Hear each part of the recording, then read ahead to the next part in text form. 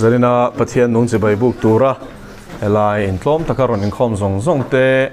thiran he thole kan lalpai so Krista mingin chibai kabu ka cheu tlang chunga lali so thusoi kan zir chana ni zana zarina hian bunga chang thumna kan kai don ani mathai bunga chang thum chanchin tha mathai ziak bunga chang thum na hi zarina kan zir tura chu ani e mathai bunga chang thum Pathian Thunung le thil ti thei chiarin ni lo ngai thang u rilro re thei te chu anenga thole van ram anta ni sia rilro re thei te chu anenga thole van ram anta ani sia rilro re thei te chu anenga thole van ram anta ni sia lalpana thuthiang him kan siar tak te kan zatan malmin som sakro se hela hian ril ruwa re thei ati hi engti nange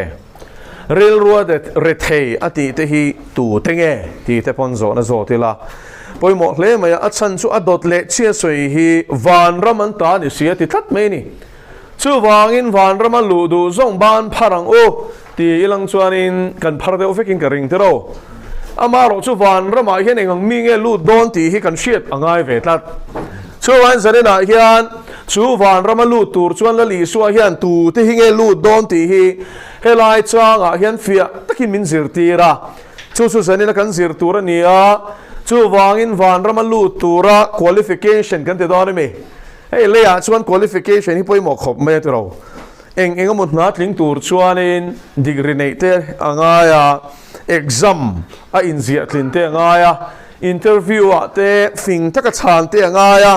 chutiang chuanin inzia tling tur chuanin thei to pin zirlai ten chanan la thina khung pharama te phei chuanin kanaw hian a soya MBBS a inzia tling tur hianin khung general category ho vai ho zinga phei chuanin competition hi sang khopa po so panien zirlai hian MBBS competition a zir tur hi Paul som panien zir pa hianin an zir zo veka anin buat sei le hi chuanin revision ang hini to a chuta chuanin Mizo matang chuk kha te chu kan nu fol em ani ti kha min shila ni khanin an ni chuan advance em maya an subject hi an ne a tin o khang te kha sei ni chuta chuanin tling tur chuan thei to pin an bei thin ani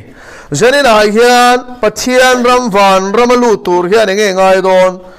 kaunau zanina hian lali suaina number 1 masabera soi chu ril ruar thei na hi ngai ni ti ni enge ril ruar thei na chu dita asap chonga chuanin blessed are the poor in spirit atia an tharau nun ram re thei na in man tu te ti na ni chu zarina hian i tharau din mun chiat zia i chiat chian na kha ril ruar thei na chani i thi nuai chan turi chian ve em na shem hunat la turi ni shem hunat la tlak ini shem hun kong i zo mek ti in chiat chian na kha ril ruar thei na tan chuan a poi mo ni chu tam tak chuan chu a chiat pon shelowa kung sa pho mi fing masa kan te zok don mi university ro pui ber chuan ne amaro chu tharau lam thila chuan ngong tela shem mun ring lo evangelical Christian in ti hi za som ruganom to ni chu mo ring tu Christian chu po Bible ring in ti in chal za som ruk chung zinga chuan za som ruk chuan shem mun pui ring to lo ni chu shem mun ring tu ta lo chuan rel ro thei ngai na hiom lo re rang to lo turom hek lowi zanina hian chu shem mun chu minute khat poi temla in ti pa na zong kha aral chiang vio eng wangi mo chu ka soi thei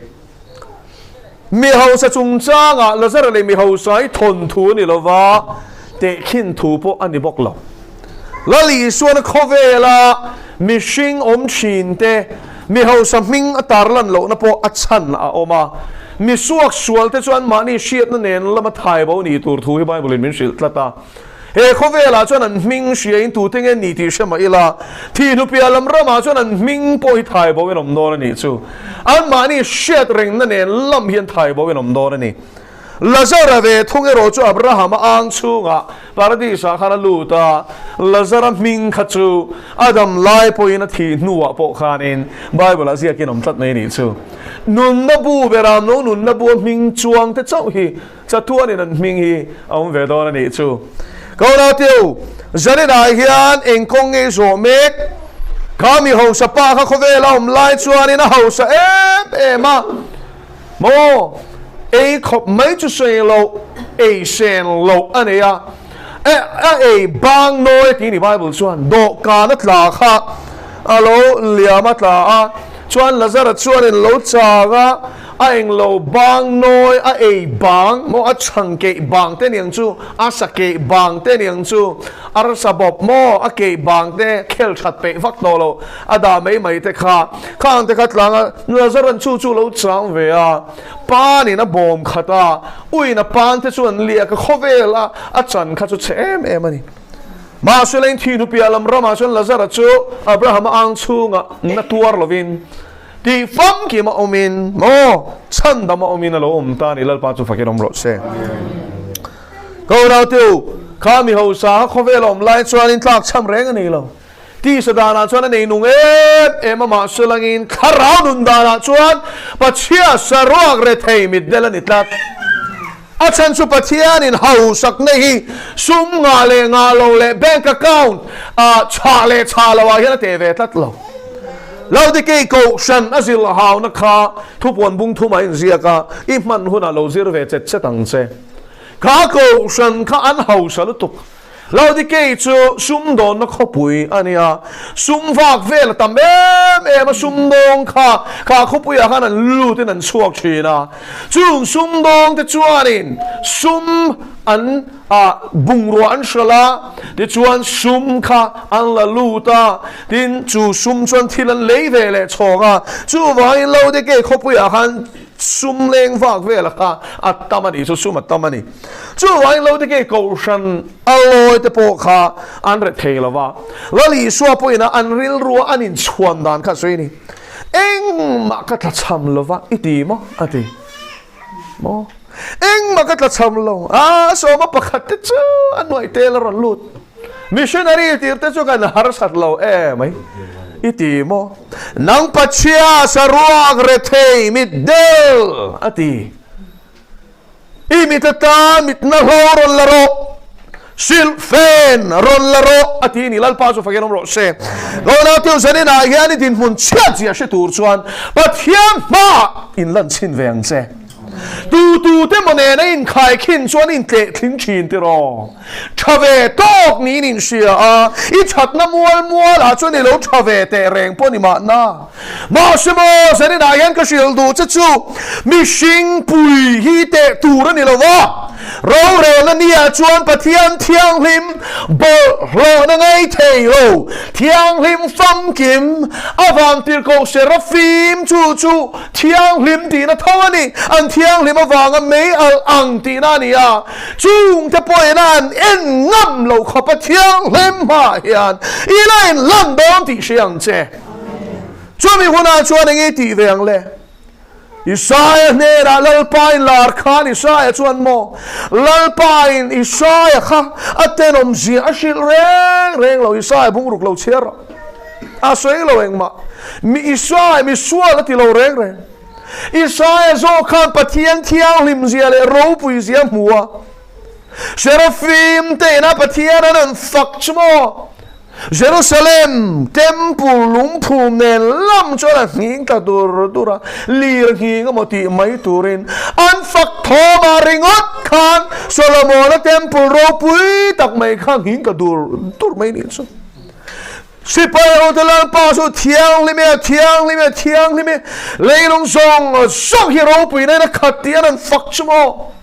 Isaiah ne na khan pathian ina tenom zia shilangai lo Isaiah chuan Isaiah bungrukien chuan mui bol hlo pumi kani mui bol hlo pumi tu singom kani awangin ka chunga pike kami tin si pai ho talal pa chu mutasia ka thido ni hi atini chumale atenom zia ai mutiela lal pa chu faginom ro se zarina hiani tenom zia ai mulo chuan chandam tu imamo ngai don lo i suwa kha tu ten nge pan chin siam ka unao misual ten an pan chin sin felinti te chuan mo ral khata changin an lo te thina ni chu a thu soi an lo changa a chong ok na turin zona khir tak takin an voma zirti tu ani le mi pa in mei chia nu pui ne a chuan a pasal chu thita a fa nei si lova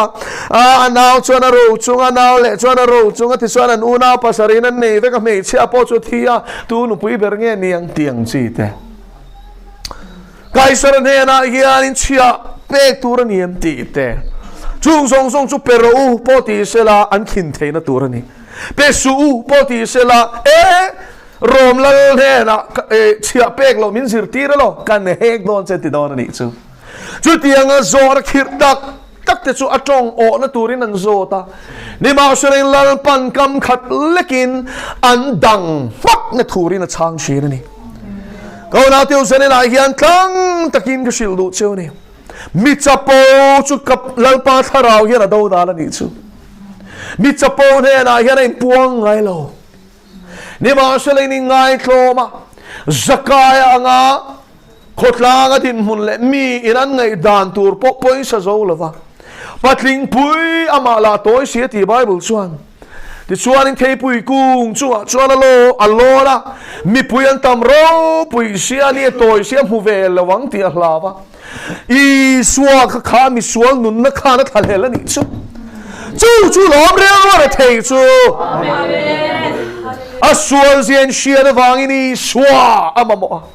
thei pui ku nga chuan kan lon te lali so kap mu lawang ti hlaw reng la lon chho thot lali so chuan chu ti anga nun tui hal chu kal san thei hau lo mai ka una zakaya khan lalpa ka mamo che ti ngai lo lali so zo kin zakai lo chukro voina hiani na ka thleng tur ni ti zo ka ni khalal pa chu fagelom ro se ka una nun tui hal te lalpa na hai ngai lo ti lo siang se ama cha ka tui hala sual wang nun ninga sim du na ril ru pu te hini ril ru re thei te chu mi te chu lom lal pa na khong ai chin lal pa chu fakirom ro se zakai lo chukro I ina ka thleng tur ni ti na chuan zakai na chuan lom ta ki lal pa chu lu ta zil ti te pon lu ta na chuan mo lali chuan zakai I ei ruk te I le bruk song te ka sim ro ati ngai lo re lali swa a theng thei kha lom lutuka zakaya zok chu dinga mi ta eng pokalo ei ruk chuan ka lo le bruk chuan ale lin ka ru langa tin ka sum zat ve hi pachia te thena ka penga ti ni lal pa chu fakinom ro se ko na mi tu amani ka hun la chia khon tu te din hun khai shalo mai thei an shil lo kang che rom lal ram sur khar ni lo rom lal ai o chia khon chi nan ni a thu nei na sang tak an ne ya an chia khon kha zuda ho an zuda puiten an pek du lo chuan rom ne na report an pe nga rom lal ram kha chuan kha chung kwa mo mi bal kha an ron ti chevek nei do na ni chu mi puiten an shia da wangin a khon tu kha chu patero te poni sela a phe na rom lal ram chak na khan ngam lo wangin an dil za khan pe mai shi na ni chu ti chuan chu hun lai chuan in tiran chia kha denari khat lo ni ta sela thatin chung chia khon tu te chuan an power an thu nei na chu mang sualin an duam ve wang khan rom lal ram ta chia khon ringot lo khan an pocket a lu tur khan lo hisab te la ka chuan denari khat chia lo ni ta sela ani an dil shin ani chu zude mi poite khan chia zat khan hai si lova an ei ruani ti shereng chungin rom lal ram an lawa wangin an pelo gam bok si lawa ti chuanin ui chung le ngei em chungin an lo pe thin khalo ni chu chung ji nga chuan mo zakaya kha chia khon tu pakhat ani satlia lova chia khon tu te ho tu ani chu wangin mi pui te so chin juda ho ina nam mel ma anti ani chu wangin juda sa khwa juda society khotlanga khanin atlatlum lo ema ani na zong song mi nan shia an thin shika en teu mi sual te na lu son tia la li so pon dem hial ni kha ma shela in lalpa chu tiang mi sual sim du ina chona theng du tlat lalpa chu fakin am ro se hallelujah amen sipai sa ho tu khan lalpa ka in ilu na tla ka ni lo ti khatero chu ngam mi chuan lo pathian thil ti the na hi sor chuak the nei che thiput kha ngai tua te ril ruwa re the ni kha kum som pani athipu ti re turin doctor che sang ato kwal to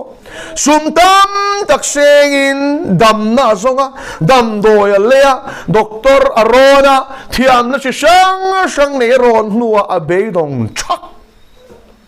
da chuanin be se na pakhat sawani i suwa chu ti dam tu ani ti mi soi alo sia da chuanin chung hun lai chuanin dan i chiar chuan nei chia chu fel lo line chu athi chwa line athabi thi chwa line mi pui jing a changin an thia film tur ni ti sia kani khatro ani lo chon mi dang khati bor bang do ani chu wangin nei che thi put kha mi pui jing a kal tur ani lo an mang chua kani chuan shem thei ani tat me ni chu da chuan chung song pathian mo ni na mo sia kal tlang da na pek chu shrefe amaro chu tui hal na sat ma wangin apuan mor sang po khoi la ka tamang ati ni kha da chuan chu nu chu mo ke kal hirin om lo ani at chaw do no tok thisen a chuak reng chu ti thisen chuak reng chu lalpan kan rong bol pui pakhat thi ama kal tlaina ti dam tir to chu ta chuan soi chu athu vekati ru chunga yan vun a bet hin rengot ti te ya voi vekati sen chu soi lo athu hian dum ko me ti chu tiang chu me che thi sen kum som pani chuak to om dan chu ni chu vai chaw em do ni a kor fuan mor han khoi sumo lali suwa chang chuan thil ti theina chuak tak ko nai wangin nge thil ti theina chuak kan ti chuan mo arin wangin ilal pa chu fakerom ro se chunun re thei chuan i swalo churin tur nei lova i swalo chuan be sei tur nei lova ti chuan han bana khoi ta lali suwa chang chuan thil ti theina chuak ti khala li suan a shetlat tu ge mi khoi ti chat me ni da chuan in asir ti te chuan i vati mak ve min an ne khoi hoi cha eng wang tu nge mi dek te ti an ne khoi cha hian ti a ma shala li suwa chuan ni lo ke ma chang in thil ti theina chuak ani ti tu ma chuan min dek ani eng e om sia ko na mi tam takilali suan ne kan ne khoi ni romi eng wang nge chu ho chuan a thil ti theinan sok chwa velo kan ti chuan ril ro re thein ni velo ni chu ma se kha ne che ti put kum som pani thi pu char kha chu mangang lu tu khamo arin na wang la li suwa de kha thil ti theina sok chuak tak maya chu la li suwa ra shekat tu nge mi dek ati kala tum reng lo ato pa chon chu nu chuan thup thei do lo ti sia in khasung tak le lau le khur chu in niang chu ama ani thu kharon seitani lalpa chu fakirom ro se ko na teu bartimai chan sin kalo shil leng chu mathai sia te marka sia ka ten sia ka maro chu marka sia ka bi khan lo en tawla bartimai ti in aming ain sia ka ni Jericho khwa a khan in Bartimai chu gong sira a chan chu hun lai chuan in middel tan chuan na tho tu rom lo chor tla kan ni lo tu la in sarkar in khong in na siam sak ve ngai lo ba chu hun lai chuan in pian tir chang middel ina ti thei chun chu gong sira chu ta mi khong ai na cha ra mi nan lo khong ai a bel kena tang kasum an ron tha ka ni chuan ei tur ani a an khong ai lo phei chuan eng ma nei lo ni mai chu hun lai mit del chan tok chu ni na chuan Bartimai chu mit del ania mi khong ai chang in kong sira e mit del hi khong ai ro te poti ni mai thei kan shelo ain zia kher lo wa amar chu kuta doni ti ro chu chiang takin in zia ka na chuan la li chuan Jericho chu a chhun pel don atini na chuan in Samari khwa tangin Jerusalem lampana kal lai chuan chu Jericho kul bula Bartimai chu la li chuan a pel ta amit in khwa bulo ma se a thoma I chuan I ti chata lalpa chu fakilom ro se go na tiu nun tui hal tak chuan mo an thoma pui chuan I ti hi sia thei tat lalpa chu fakilom ro se Thapo tu chuanin Nazareth Isua Christa kalani ati taro eng wangin nge mi pui te chu an phu sak chiam kan ti chuan eng wangin nge an au chiam kan ti chuan thil lang ani lova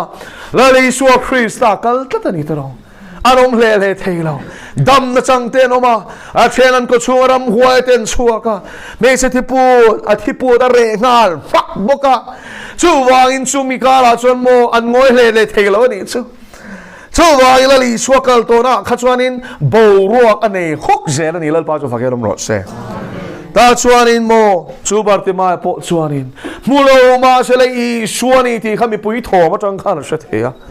ta chuanin dam na chan na tur ta na chance mo tan rem chang lut tuk chu bo pel chuan rem chang dang ani to lo mei thei te ro Jericho khalali suanin ti ka nge chun pelang a hrele to lo ani chu wain Bartimai chu auta Isu Davida fapa min khongai ro ti na auta ni chu Isu Davida fapa ti lai khamo apoi mo na kan soi lo kange Davida fapa ti zia chu tu thlung lui kan sial chuani lalpan Davida nen khan thu thlunga atha chuanin Judai Ramatan lal alapiang don ani ti khalal pan puang lo thlak me ni ti chuan alal chut pha chuanin lal chutur atha cham ngai don lawani ti khalal pan sia tira ti chuan chu Davida thakal zera chuan Mesia Isua Christa hi lalangin alo lakal don ani ti khalal pan soi thlat me ni chu wangin Davida tha apiang ani na mathai pon bung khatna chui khataro chu wangin helai Bartimai na Isu Davida fapati hian lali Isua chu Mesia Christa apom ti na ni chu min khongai ro ati ni chu Isu Mesia local turi ni ti karing min khongai vero ati na ni lalpa chu fakirom ro se go now chu ni ril war thai zia chu Pathian imamo zia isia chuan mo tu maran dang thailo che ne se ti pu po kha tu maran dang cha thailo Isua khoi khen khan mo abok wak phei mai ni kha min raps ma se min anek sok ma se a chawa wa mi puila lali suwa an mulawang ti lawin an pan bok sia chung kar mo lali suwa puan mor han khoi po ha hau tak don ani chu wangin zani lai hin kan sia tur chu khan be chia khan Isua nen thlen thena turin arin angai enge rin na chu a thil ti khan lang lat eng kimin khwa min lali suwa chu han parani kha chu tiam bokin zakai po na parani kha chu tiam bokin Bartimai point Isua na o shiat ma chu auta ni chu da chuan Isu Davida fapa min khoi ro ti a abula om te chuan beng cheng oro anti nang mit del mai beng cheng siam su ngoro anti a ma selang in Bartimai chu mo a beng cheng lo thailo Isua ma mo na kha sang lu tu ka angoi thailo ni chu zanina yan lali suai ma mo nei mo na sa tak chuan tu maran dang thailo che hallelujah sum le pai na dang thailo che mi pat nei chiat na nom chen nei na dang thailo che khove ro pui na le ni nei na dang thailo che rui hlo in na dang thailo che Isua mi na ma mo tak to chuan mo eng mai na dang thei to lo chu vain he Bartimai po hian Isu Davida fapa min khongai ro ti Bible chuan ring zual sawa chu tiam ale da chuan ni suwa chuan a thoma seta tunge kha kha ati adinga ti bible chuan ale hoya kami kha kanena ron shwai ro ti ni chuan mit del bartima chuan khwa mu lo wangin an kai ron shwaya ngali chuan ngei du ati amita del ti moreng enga tinge engei du ati kan du nahi lalpa ne na khen lalpan aphu tlat dil ro ti suan an peng cheu ti tlat ani chu zarena hian lalpa mamo em ma la i du nei lalpa ne nei khen lo chuanin lalpa mu don chuang lo miao la ka chang che ti tlat i au lo chuan a chang don lo che ti na ni chu chu vai ni mamo tak tak ani chuanin bartima yang hian la li suai lo aw veng che i thin lung thera ama ring le be se chu lalpa i au chuan a ti thon don lo che amen tu pok ka ne na local chu ti la li suan kan nar tok lo ngati lalpa chu fakelom ro hallelujah amen tui hal piang te local ro a thlonin in ro ti ta ro zanina hian lalpa hian a som che ni kau nau rel war thei te chuan nga thole ti i enga thol ve don em chui nun le thei na sual wang lom na reng nei to lo thei to pin sual ko nga anuam non mo ti ni tlana te ro zuwa nom nau ma moi ti i ina ma selangin mo iza omna a chu sak chea te ro i fa te nge po nga tan man ti lo chea zuin rui the mai kha chu enga man ngai bi lova we khat pe chu vai rama an nu in aning lu to kan pa zan tin rui thereng mai kha an nuin a kek mol mai ni nu ber kha rin pa ber kha ku ta thak mia mai ni vai rama kha tiang mu tur kha wang ani o ma se len chu tiang ang chu ni an zau na chu saka setan hian zu mangin mi te mu shit omina siama an tak sai cheboka ato pa chuan shem mura anuk liam china ni chu enge rok na om kha zu ina khan pakhat mam lawani shem mura nei sak dan hi sheduem lalpa chi nei nei theinan bible ateng ka shilang che ka ngai dan ni lo lalpa thu ani ka sei don ni marka bung kwa chang somli pania changa li roka chon la li swan ti hian ati ikut ding la min thila ti swal ti te chwan tan la pai dai ro kut king ni ne ya gehena an mei mi ngai lo na le an lung thi ngai lo na kal ai chuan kut king khat ne ya ban bu la van ra ma lu chu tha zo ka ti ni zarena hian chu kut bu lom zia chu nge pathian du lo zong kan ti na kut te hi chu sual kan ti nan chuanin isa thatong u sual ka chuanin hloi thak angin omro selal pat fakin omro amen imiti na ti sual ti chuan kher sual pai ro ti om zia chu nge imita ngai ichi na te o ichi na kha sim to ro ti na ni chu hi to su mit chu sual tan chuan kher choi nom ro se ti na ni chu pathian du zong en nan chau mang to ro ti na ni chu ikera ti sual ti se chuan tan la pai ro ti om zia chu mo zum huna pan tir che shem huna pan pui che ai chuan in chu sual kong i zo na tan chuan i ke chu hloi tha kangin om ro se ti na ni chu lalpa chu fagen om ro se chu ti anga sual kan hwa ta kan dowa kan nu na chang kan hloi thak chuan shem huni kan pumpel thei don ni chu muna chuan in tian ngai sak an mei mi ngai lo na ti shem muna chuan mei ran ka ngani chu shem mun mei asavia wana kina phei chuan a shem mun chopin mei di la lalpan al thak deuh dong chu a lew tham ani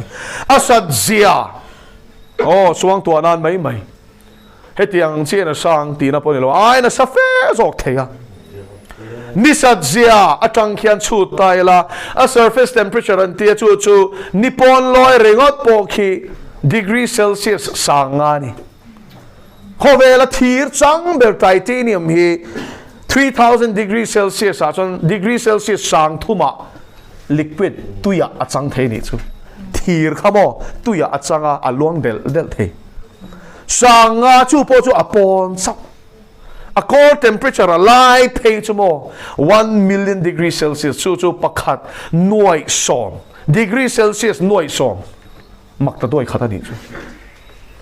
chu an rin dan mai a thermometer zuk da thei heklowi an rin dan chaw ni chu ai pon sa thei go now pathianin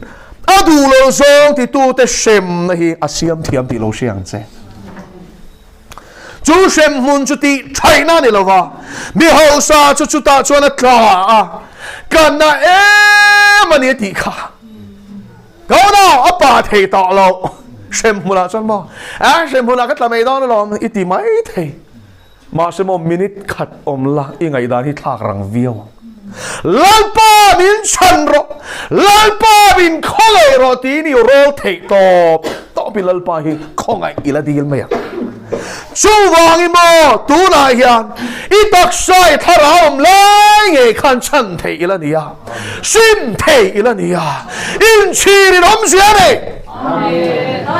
i thi nu wa chuan ngai dam dilin khongai dil ma lamo kha mi ho sa tang khan lo zirang che adil na ka pakhat ma chani nom lau pakhat na dil chu enge kat atuya hal tu kha lazara chuan kut jung mo chu tuya chia sela ka lei hi chu min nong ringot chuan ron chia zeu te se ti tui no khat abe sei phalo atui hal dang char lu tu khamo lazara kut jung mor nong inaron khoi zeu po khat khalel ngoi ni chu tui hal se om si ai se toem chu tui hal chu mo chat tua tan re lovin tui hal na ringot po kha sem na ting ti riang che chu chapa me na ka mo an tap thin chu wang sem mun ngai sak te thom bible na soi reng hian cha le ha chial na mun ti ni chu an cha na chan ka shirang che sem mun me nan tharau taksa ka nga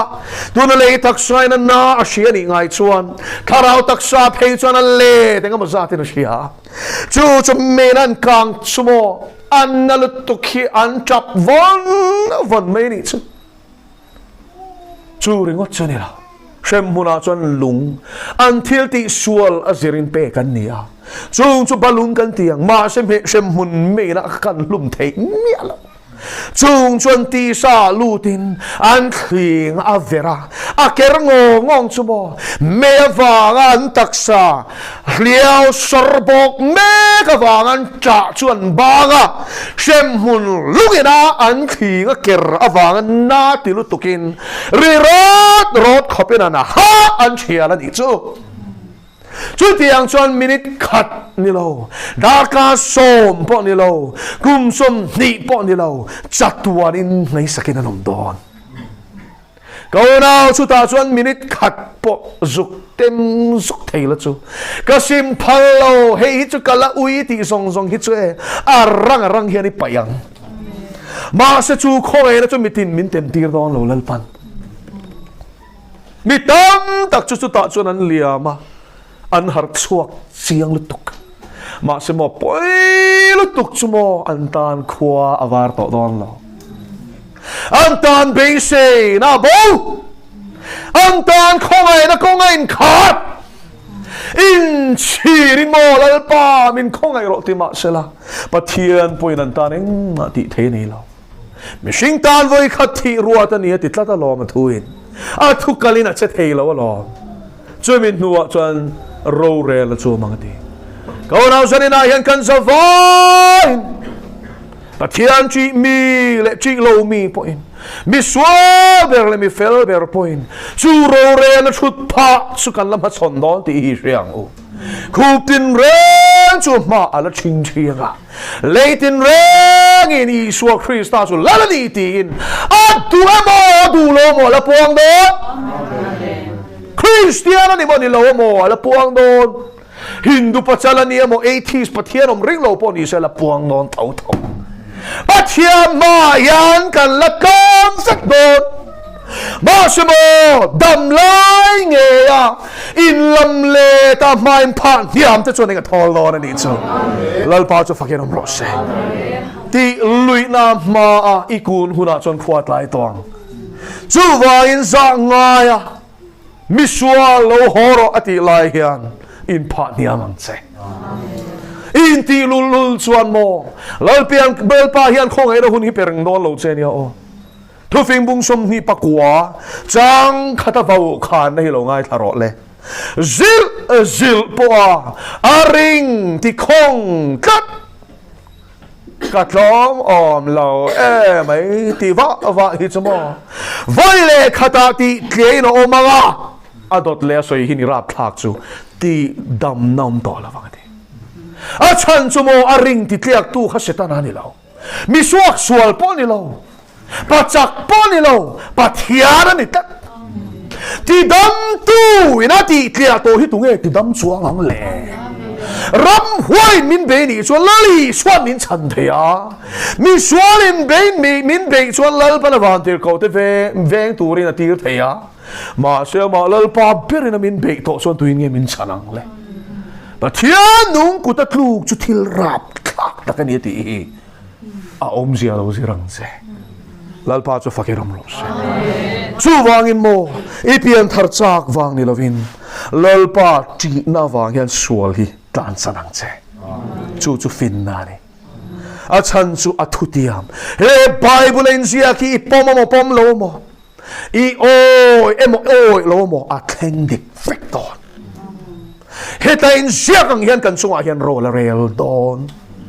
chu wai ni sim lo chu ni swal man hi i pek nge ngai do na chu swal man bat pek na chu shem mun ania te to pa me di la ni don she thiame shem mun porap thak to viawa nakina chon mo a lew tham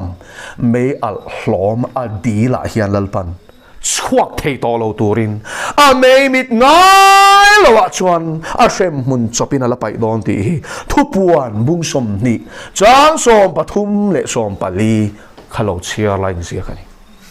chu wain sanina hian ka una real world thei to choni ka thole lalpa misual kani min ngai dam ro ti tu te hilal pa na khongai thri lalpa ai chung chawa thil ka ti sual min ngai da mang che dona po yan chop takin ka nunga bol hlo takin ka khosa vokin ek a angin ke point thil sual ka ngai na ka choma ka hopa kain tula atalin ka talani maselal pa he nun hi kaning to min chan chuak ro itini chuan mo lalpa kut sak takin akhai chuak ang che samari mi tha te khin thu akhai chu pathian mi zia chu tar la ne no mani taro mi pakhat chu azin veiwa kha suam mang atok ta tlat mai are zong chu sak mai pon du tok lova a hak lainen lap an phel saka sarwak deu thoi nan kal sana kutan tha kan sop nek zuya mani point sa seng thelawin khwar khuruma chu pa chon pai zui ni da chon pui thia ma lo kala a ena a moreng ma serena kalpe levia chi ron kala a muwa chan pui tum lo a kal san le ni ma selang in chu hun lai zuda ho nan thin sik mi sing upon chiar lo samari mi zuda nam chom zentel ne nei pol te tha ho kha chung sing mi suron kala chu suam tok chu amua khongai em khwar khuruma chuan zuang lutin a pem te chu som bola ta chuan a pema chuan uain aleya chu hun lai chuan detol an nei lo wine kha detol angin an mangchi antiseptic an iti tu nuwa mi thiam ten an mu chuak ti chuan wine na pem in hong thi nung te chu a silfaya chu mi nuwa chuan shia kan noi le shia chu ti dam tu pem hliam dam sakna ni chung chu atal le a ama sa chunga chuan tira khwal bu ka hruaya khwal buk nei tu pa ne na chuan hei hilo mi khwal la nakina karon kal khuna abanay zong hetaw man chu ke man ka pe nge atini kau nau khatam samari mi cha khamo lali swain ti na ni lalpa chu fakilam ro se manin chan thelo hilal pa chuan azuan lu chil thina ni chu khwar khurma changa chuak turin sa seng thelo hi lalpa chuan lu chil thi van ram kheng turin mai ti thei to lova ma selangin van ram nei tu chuan van ro pui na hli pin a ron pan che amen Thian lo Pathian Thutak chu thil thang le thian ruan lo ba mi sing teng lo piang in boy ang in siam ta so ka thi kho piang thu so men om ta cross thi na nge chu hallelujah hallelujah amen Iswa Christa chu lalani amen chu wain Pathian ni chu na sat takin a choi moi ve ta thunga ming zong ming chung nung ber chu petani chu wangin alom jo el bung nia chuanin lalpa ming lama piang chu chan namin ano mangati amen kau nau zanina yalali suai bartimai ang khanau veng che lalpan idin munasya lalpan ipal tlang to zong asya masi sual zong ain cross athisen lo khachak zo amen sual pun na sat pole khongai na pung amen om zia chu hei hi ni I sual chu sen lar to ma sala lali sual thi sen na lu akut pania ke pani anung zang an vuang na le na ka fean chun na changa afar to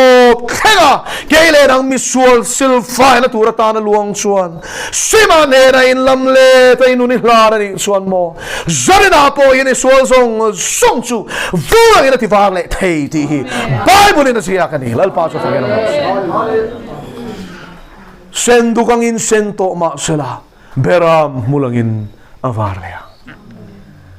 chutiang silfai theitu chachumo lali swa thisen chau hi ama chu engau mangin kini po engau kan ni chuat kanin pol tlanga tina fa pai swa Krista thisenin kan sual zong song kan sual chen khata ni lau ka unau kan sual zong min ten fai sak chi na ni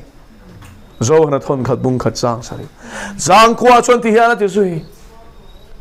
kan sual te thu pa kan choi chon ngem sia lalpa mi sual kan min ngai dam ro kan ti chuan simin kaloki lalpa min ngai dam ro kan ti chuan kan sual te ngai dam tur le kan fellow na zong kleng fai turin ani chua felin rin amani isima lalpa ne in lam le chuan angai dam ngem ti lamani law angai dam nge don che asil fai nge don che ti na ni chu van sanina hian chu sil fai na chang tur chuan khongai na lal chut pha chu ka unau lo pan veng che amen tu ni chan dam na ni tu ni khongai na hun chu ni lalpa na thumal som ro se Pathian ma ku ni chon chayang mai mi ching vekela kan lu te lalpa ma ku nang lalpa kan lo me amen zarina kan ne na thui soi me ka vai lom thu kan shila van ko na thiang lima min ko vai lom thu kan shila ke ni zong mi bol lo vokang mayat sir atal nuam ti ek nuam ti kan ni lalpa thil ten om iti te ki ni chuan tui kan ti tlak ma sa chung top na chumoi thu chuan thi na ni ti min shil si a chu vai lalpa chung chuan lop na tuan thling min pelawa kan chak na chu rei lo te ta min ti re saka ma se lalpa nuwa chuan ai na sale zualin kan chak na chok thovin sual sala mian lalpa min shuai le chi na ni zanina yan chutiang sal tang te chua zalen tu ra ron kal kan lalpa I suwa Krista chu fakin om ro se at ming thiang lim chu choi moi om ro se saltang te chua zalen tur kalali suwa chu zanina yan ka ona I chut mun chang khan lo aw veng che Isu Davida fa pa min khongai ro ke mi sual mi lu mi ten om hi lalpa zanina yan ke in sil fai zo lo ชาจุกเชียมาสักติเทงไงเรากองเด็กจุกเชียมาสักจักนัชวนกโซเทเราวันนี้สู้วันเสนาเฮลปาจันปุยกังไงนี่เกมีระเทหิมินคงไงยังเซอีทีนี้ชวนตูนักขานอีชุดนับมุนจังอินลลปาอีอาวนี่ลันอีสวาจุยมามนี่ที่ลันทีน่าเราดิ้งรอเลย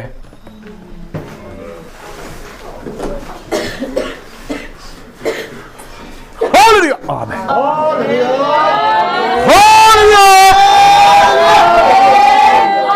Hallelujah.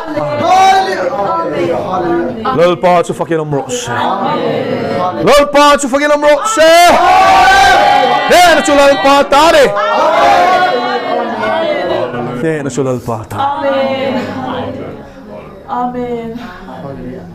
Kat samang zelin kasoy nuwa. Ti tak setin lalpa nena lovin hlan veng so lalpa ti role misual kani imit mua thil tenom takati china i ro pui na ka chang zo ta lo ka chan tok chu shem munani ma se zanina hian Cafe lavang ni lovin If a paisua Christa tisensu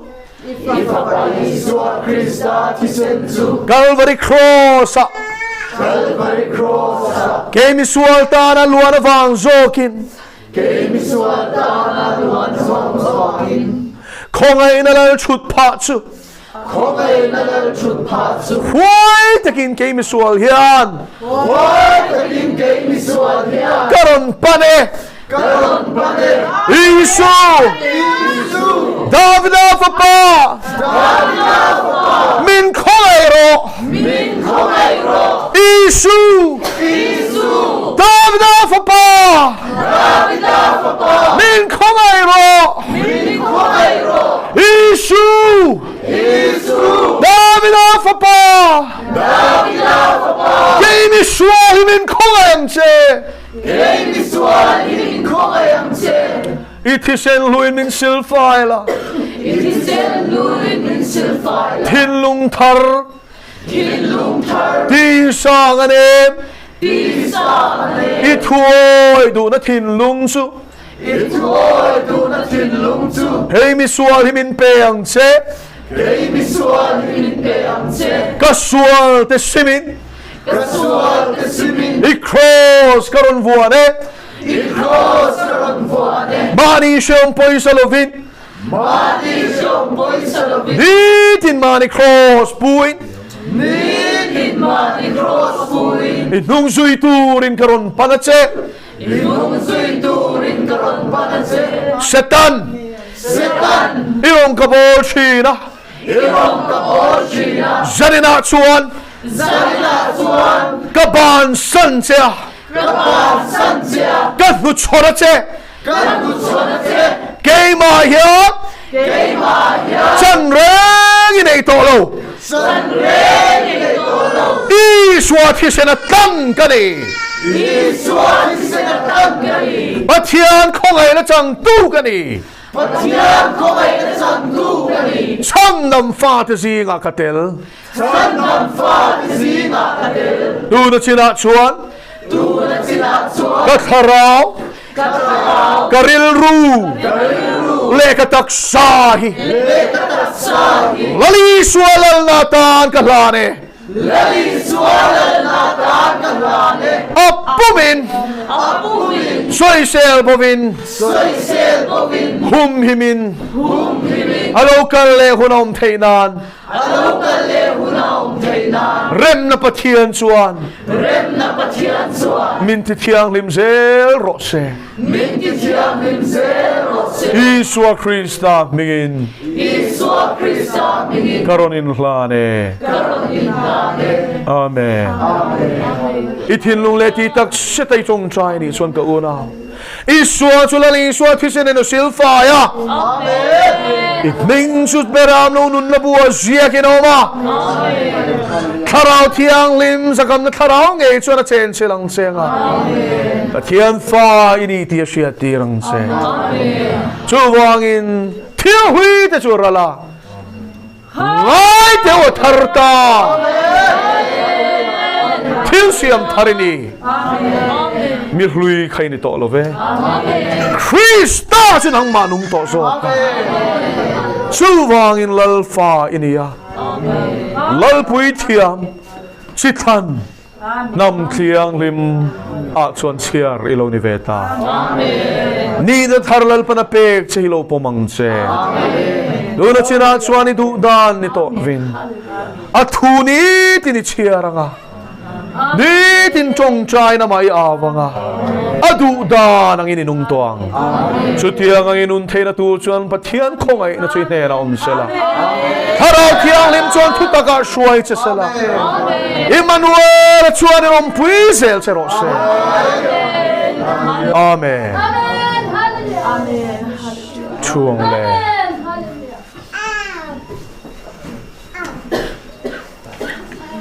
Hallelujah Lalpa hi chuan chatak tiro Zanin chun nun thar ka nei ve nge tain ka hria ti thei zong khan ban an phar te ule Lalpa chu fakeram ro se Hallelujah Hallelujah Lalpa chu fakeram ro se Nunglam hoi ki thei kan ni to lo o now teu Malam panin Seo ma sei ta ka ni kan ti zel lon ne o Me ten min musit ma se kan pan zela Kan zui hi kan thap hal to lo Lalpa chu fakeram ro se Ro ruber iso kan nei tat